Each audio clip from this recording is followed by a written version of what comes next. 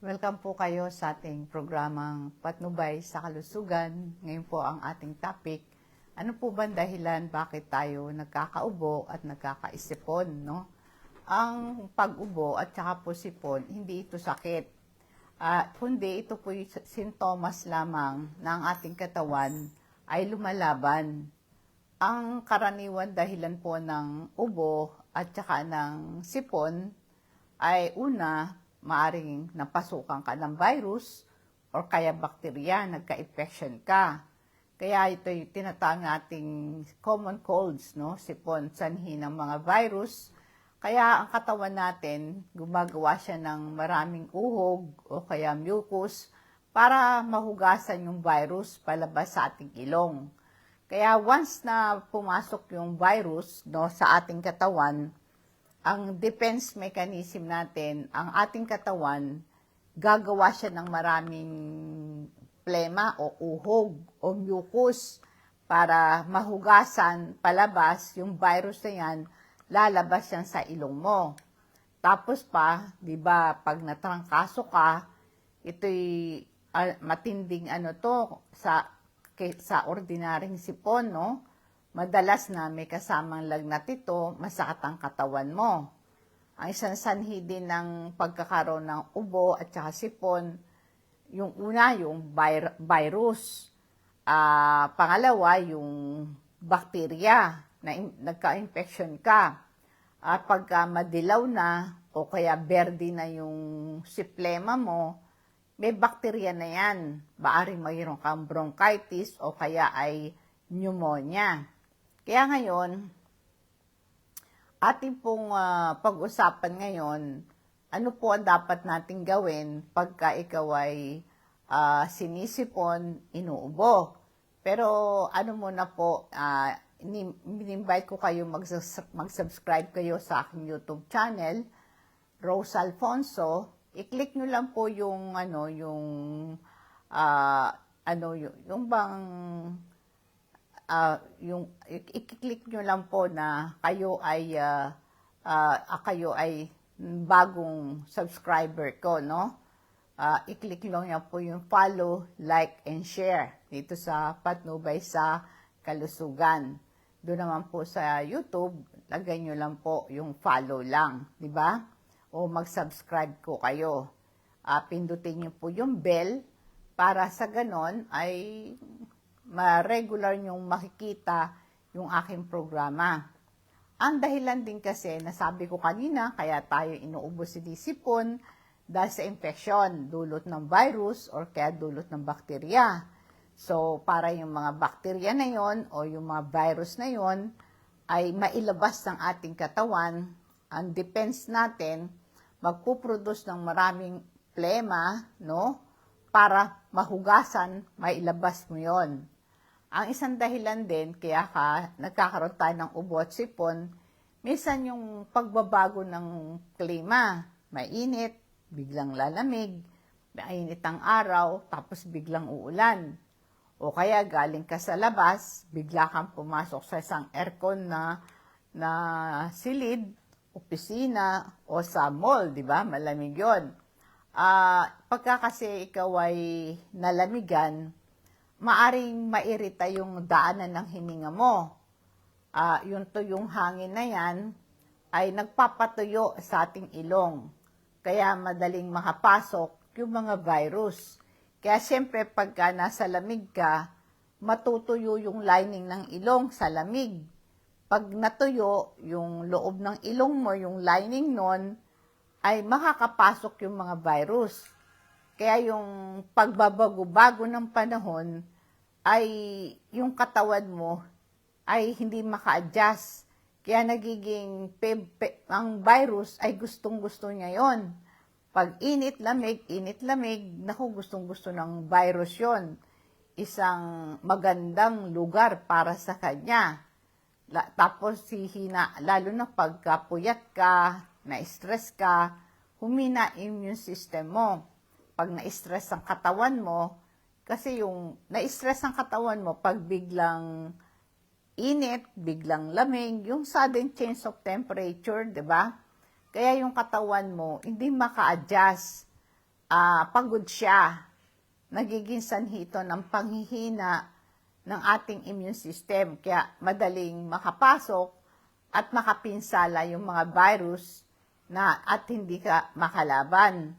Kaya nga pagka nagkaroon ng sudden change of temperature, yung daanan ng hangin, yung lining ng ilong natin, tuyo yun, yung mucous membrane, dry. Kaya ngayon pagka tuyong-tuyo yan, dry air, natutuyo yan, ang mangyayari nito, nagsisilbing trap, no? Bitag, parang virus at bakterya, dumami. Kasi nasabi ko yung uhog, yung mucus, ito'y continuous lumalabas para mailabas mo yung virus. Pero once na nag-dry yung ating lining ng ating ilong, natatrap yung mga virus at bakterya na nanatili yun. Parang isang favorable na lugar ang mga mikrobyo, mabubuhay sila doon. Lalong nagiging aktibo ang mga virus sa malamig na hangin. No? Tapos, di ba, init, tas lamig. Naku, nagiging, yung lamig ng temperatura na yon, yung nakuha mong virus sa labas, o kaya pumasok ka sa isang kulob na room, ay merong may dalang virus doon dahil malamig. Ang mga virus, naku, nabubuhay sila doon. Kaya yan ang sanhi ng sipon. Mas mabilis lang dumami pag malamig, no? At lalo na po kung hindi kayo uminom ng tubig. Kaya kapag biglang umulan, tapos biglang lumamig, di ba siyempre pag malamig, nananatili ka lang sa loob ng gusali o bahay kasama ng maraming tao dahil sarado ang bintana, kulang ang sirkulasyon ng hangin, madaling kumalat ang virus mula sa ibang tao. Magpasa-pasa na yan, magbabahing na, mag-uubo na, pag nagbahing, nag-ubo ka, ay kakalat na yon. Alam mo, dito sa ating respiratory tract, meron parang marang microscopic na walis, yung tawag doon silya. Itong silya na to ay yung pagka may dumi at may, di ba kapag nakalanghap ka ng alikabok, kaching, di ba gumaganong ka? Ito'y dahilan doon sa parang microscopic na walis, ang tawag doon ay silya. Kaya kapag tayo po ay nasa init-lamig, yung mga silya na yon, yung microscopic na tagawalis ng dumi at virus para mailabas sa baga mo, ay bumabagal sila. Kaya kapag bumabagal ang galaw nila, kaya dahil hindi nila nagagawang yung trabaho nila na magwalis, magpalayas ng mga virus. Paalala mo na po sa ating yung ating crystal oil. Meron tayong langis na crystal oil. Ito'y pinagsama-samang katas ng mga halaman na ito po'y herbal. Ito po'y maganda na katulad po ng Acapulco, pansit-pansitan, ito yung bang luyang dilaw, turmeric, ginger, meron itong bayabas, may oregano. Ito po ay pinagsama-samang dahon.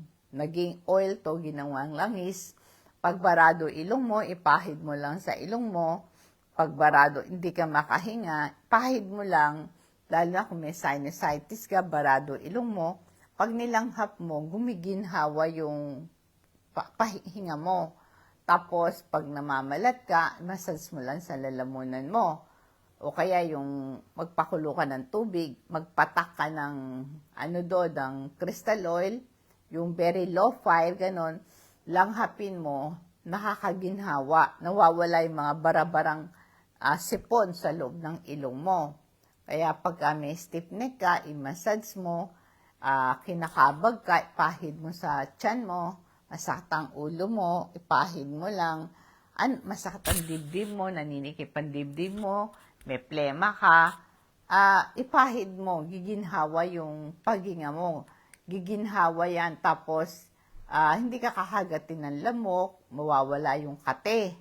Kaya kung kayo po yung nirarayuma, anong part ng katawan mo, dysmenorrhea, ganun, meron kang arthritis, pinupulikat ka, may varicose vein ka, pahiran mo lang nitong ating crystal oil, no? Malaking tulong ito. Available po yan pwede kayo magpa-order po nito. Pwede po kayong mag-chat sa akin sa Facebook page ko, Patnubay sa Kalusugan, o para sa ganon, sabihin nyo lang pangalan nyo, address at cellphone number. I-deliver po ito ng LBC, COD cash on delivery, o kaya through GCash din, pwede rin, no? Ang isang dahilan din ng sinisipon, inuubo tayo, ay allergy, no? Dahil nga yung mahina ang ating immune system, yung mga irritant, nakaka-trigger yung alikabok, yung dust mites, balahibo ng hayop, mga pollen mula sa mga halaman, at matatapang na pabango. Kaya nangyayari, pagka may allergy ka, namamaga yung loob ng ilong mo. Kaya nagkakasipong ka at saka nagkakaubo ka, yung allergic rhinitis na tinatawag. Yan. Yan po ang mga reason dahil tayo sinisipon at inuubo. Sa Pilipinas, grabe sa atin kasi masyadong polluted ang paligid, lalo na sa syudad, di ba? Kaya kapag marumi yung hangin, nahirapan yung baga mo sa mga usok, mula sa sigarilyo, sa sasakyan, mga sinusunog na basura. Dito pa naman sa atin sa Pilipinas, usong-uso yan, nanunugnan. Sinusunog natin basura, sinusunog natin yung mga tuyong dahon.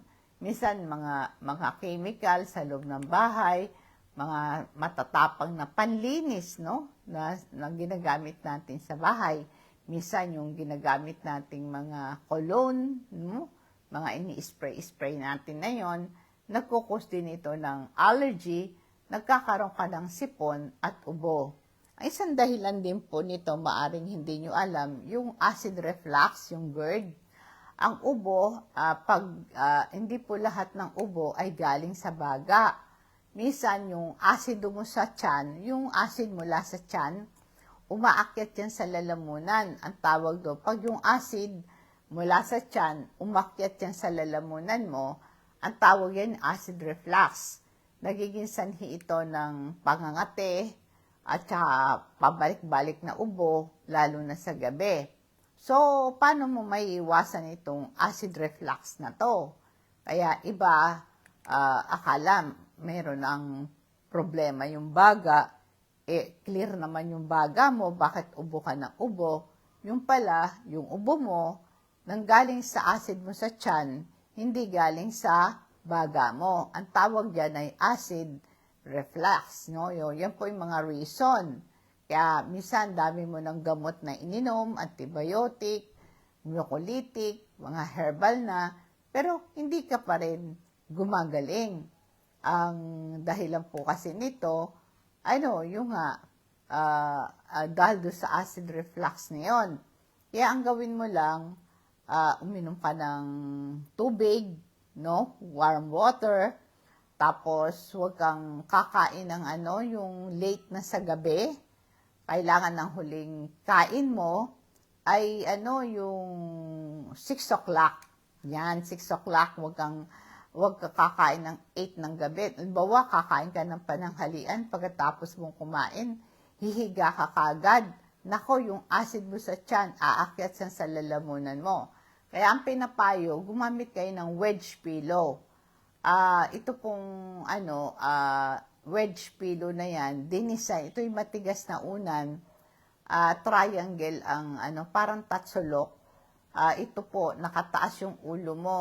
No? Pagka ginamit mo to yung wedge pillow, para siyang hugis triangle, nakataas yung ulo mo, yung balikat at katawan mo, mga 6 to 12 inches po, nakaangat yung ulo mo. Pati balikat mo, nakaangat yan. Upper back mo, nakaangat yan. Kasi naka-upright ka. Para sa ganun, hindi umakyat yung acid mo sa tiyan, papunta sa lalamunan mo. Parang mga 30 to 45 degrees yan ang nakaangat, nakaganon ka. Hindi ka nakahiga na ganon. Kaya kung may acid reflux ka, ang pangunahing dahilan po kasi, bakit dapat mong itaas ang bahagi ng katawan mo dahil sa gravity. Pagka nakataas yung upper part ng body mo, yung gravity, ganun kano, bababa ngayon yung acid mo. Kaya huwag kayong matutulog ng flat kasi yung acid mo sa tiyan, madaling dumaloy pabalik sa lalamun mo, sa esophagus. Kaya dapat po ay nakaangat yung katawan mo gamit yung yung wedge pillow na yon. Yun po ang maganda. At saka huwag kayong may stress, huwag kayong magpupuyat kasi yung puyat, yung stress, nagko-contribute po yan sa sa acid reflux, tsaka yung hindi kulang ka sa pahinga. Kaya kailangan po yan ang dapat yung gawin, no? At saka kapag may sipong ka at ubo ka, lagi kang umiinom ng tubig. Halimbawa po, pagka inuubo ka na, di ba kaya ka inuubo kasi dry eh. Pag may ubo ka, may sipon, iwasan mo mag-dry yung yung throat mo. Basta inom ka lang ng tubig, warm water. Lagok-lagok ka lang para sa ganon ay hindi mag-dry. Laging basa yung throat mo. Tapos, pwede ka rin mag-steam. Anumang sanhi ng sipon mo o ang general treatment sa sipon, sa ubo, iwasan mo lang yung nakakairita sa'yo. Iwasan mo yung ubo. Kaya, kasi magbabara yan no? Kaya kailangan basa lagi. Kaya mag-iinom ka lang ng tubig, no? Warm water. Paalala po sa activated charcoal, ito po yung ginagamit sa medisina, lalo sa emergency room. May kakayanan nito magsipsip ng mga lason. Ito po ay, pagka nakainom ka ng lason, na-overdose ka sa gamot, ang activated charcoal, ito'y kumakapit sa lason sa tiyan upang hindi ito ma-absorb, no, ng dugo. Dapat itong ang pag-inom po kasi ng activated charcoal, mga 1 hour after meal o kaya wala pang laman ng tiyan. Alam mo, tulong din po yung activated charcoal pang alis ng kabag at saka sa kidney function mo. Ang activated charcoal, nagpipilter ito ng mga lason at urea, no? Kaya yung mga hindi po na ilabas ng bituka, ito po'y mabaho, di ba? Kapag mabaho yung hininga mo, mabaho yung utot mo, may amoy yung ihi mo, mapanghe, minom ka lang ng activated charcoal. Kaya ito po'y maganda na maganda rin itong pangbaba ng bad cholesterol. Wag lang po itong isabay sa gamot nyo kasi ang activated charcoal, sumisip-sip siya. Kaya kung meron kang mga maintenance, siguraduhin mo, meron kang 2 to 3 hours ang pagitan. Bawa, minom ka ng activated charcoal, maghintay ka muna ng 2 hours bago mo inumin yung mga maintenance mo o mga vitamins mo, ha? Yan.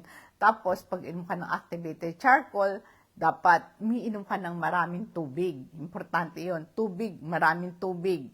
Para sa ganon, mabilis mailabas sa katawan mo yung dumi, no? Kaya inuulit ko po, kung kayo po ay merong acid reflux, kumain kayo ng maaga sa gabi, 6 p.m. ang pinaka-last meal. Huwag kang hihiga pagkakain mo. Huwag kang magsuot ng mahigpit na pantalon o palda. Iwasan ang stress. Iwasan mo rin kumain ng marami. Huwag kang magpuyat at magpagod. Uminom ka ng warm water. Inuulit ko, paano maiwasan ng ubot sipon? Dahil sa pagbago-bago ng klima. Kung nasa malamig ka, magsuot ka ng mga layer, mga jacket, no? Para huwag kang lamigan. Ganon. Kailangan po kayo ay merong vitamin C, kumain kayo ng prutas, no? Mag-inom kayo ng mga supplement tulad ng vitamin C. Huwag magpatuyo ng pawis kasi ang mga natuyong pawis sa likod ay ito po ay nagpapababa ng temperatura sa iyong katawan, mabilis na makapanghina ng iyong resistensya. Uminom kayo ng maraming tubig, panatilihin yung basa ang lalamunan at para hindi makapasok ang virus. Manatili kang yung huwag kang iwasan mo yung malamigang ka, no? Kailangan po kung papasok ka sa mall, kailangan meron kang jacket, no? At saka iwasan mo yung mga stagnant air o kulob na hangin, lalo na po sa loob ng bahay. Kaya kailangan panatilihin yung malinis yung bahay nyo. Kasi yung kulob na bahay, wala kayong enough na ventilation, yung stagnant air na yan, ay iyan po ay binabahayan ng mga virus sa yung mga alikabok na yan. Kaya buksan nyo yung bintana, maaring gawin nyo to tuwing umaga, 15 to 30 minutes, buksan nyo yung tapos pabayaan yung pumasok yung sunlight. Kasi yung init ng araw, tapos yung may hangin na nagsisirculate, namamatay yung mga mikrobyo, no? Hayaan nyo po na pumasok ang sariwang oxygen. Pwede kayong gumamit ng exhaust fan, lalo pagka kayo po'y nagluluto, o kaya ay gumagamit kayo ng banyo, siguraduhin nyo po na gumagana ng bintana o fan para hindi maipon yung moisture, no? Kasi pag may moisture, mag-growth yung mga amag, magkukos din ng sakit yan, no? At saka yung mga ang mga virus kasi tumatagal ng ilang minuto sa mga gamit. Yung madalas nating hinahawakan, yung cellphone, yung doorknob, kailangan po lagi may dalang alcohol, disinfectant, mga switch ng ilaw, mga remote control, mga gadget, no? Kaya pinakamaruming bagay yung mga cellphone nga natin. Minsan dinidikit yan natin sa mukha. Kaya punasan mo lagi yung cellphone mo. Ang paalala po dito sa ating omega-3 fatty acid protection ito sa puso, ito'y magandang pangalis ng lapot ng dugo. Binabawasan niya yung taba sa dugo, yung cholesterol. Bababa ang presyon nyo, nakakatulong para maiwasan ng heart attack tsaka stroke, no? Iwas ka dyan. Kaya ito pong omega-3 nag-aalis ng bara sa ating arteries. Yung nagiging sanhin ng sakit sa puso yan. Dahil ako senior citizen na rin ako, para manatiling malusog ang puso ko, nagtitake ako niyan. Maganda rin yan sa aking utak. Ang utak po natin ay malaking tulong ang omega-3. Panlaban din yan sa depression at pagkabalisa. Ang mga taong may sapat na omega-3 ay malayo sila sa depression. At saka nakakatulong din po ito manatiling mataalas ang ating isip at iwas ang Alzheimer disease, yung pagiging ulyanin. Mahalaga po ito din sa mga matatanda, tulad ako, senior citizen ako, para yung aking attention span or concentration ko tataas, mag-take ako ng omega-3. Panlaban din yan sa pamamaga, tulad po ng arthritis, di ba? Kaya ang omega-3, ito yung natural na fire extinguisher ng katawan. Binabawasan ito ang mga paninigas ng mga kasukasuan, mga joints, no? Mga autoimmune disease, nakakatulong sa pagmamanage ng sakit gaya ng lupus o rheumatoid arthritis. Ganun din po, maganda to sa kalusugan ng mata. Ang omega-3 fatty acid, pangunahing sangkap ng retina ng ating mata. Pag meron kang sapat nito, nakakatulong para maiwasan ang paglabo ng ating panangin o pagkabulag sa pagtanda. Available po yan. Tulad na sabi ko, kung interesado po kayo, ay mag-chat lang po kayo sa akin, no? Bigay nyo lang yung address nyo, yung pangalan nyo. Pag naglagay po kayo ng address, ilagay nyo po yung barangay kung saan kayo para madali kayong malocate, no? Tapos, ibibigay nyo rin CP number ninyo Para sa ganon, tatawagan kayo pag parating na yung delivery ninyo. Malaking tulong po yan, no? At saka po pala, pagka kayo ay COD yan, cash on delivery. Pwede rin kayong magbayad ng pwede ba, i-Gcash ko na lang para pag dineliver, wala na akong babayaran. Pwede din po yun. Iwasan nyo rin po yung no shoe policy. Huwag po nating ipapasok ang mga sapatos sa loob ng bahay kasi yung mga sapatos nangolekta ng dumi yan sa daan, sa kalye. Tapos ipapasok mo sa loob ng bahay mo. Kaya mas maganda, pagpasok sa bahay, iwanan po ang mga sapatos sa labas para wag pumalat yung bakterya sa sahig kung saan kayo naglalakad. Lagi kayong mag-vacuum o magwalis, siguraduhin yung malinis ang mga sulok-sulok kung saan naiipon ng mga balahibo ng hayop o alikabok. Yan. Para hindi lumipad yung alikabok, gumamit kayo ng mop na basa, no? Bago kayo magwalis. Ito'y magandang tulong para sa ganon ay manatiling hindi mo malanghap, lalo na kung may asthma ka, may allergy ka, yun po'y panlaban. So, pag maalikabok, punasan mo muna ng basang-basahan.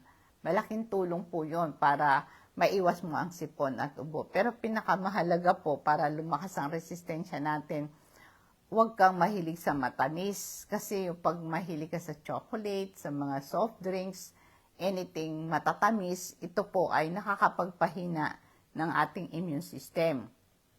Kaya pagka sinisipon ka, inuubo ka, ang dapat mo lang gawin, mag-inom ka ng soup, mga sabaw, mga sinigang, sinampalukan, mga tinola, yan, mainit na sabaw.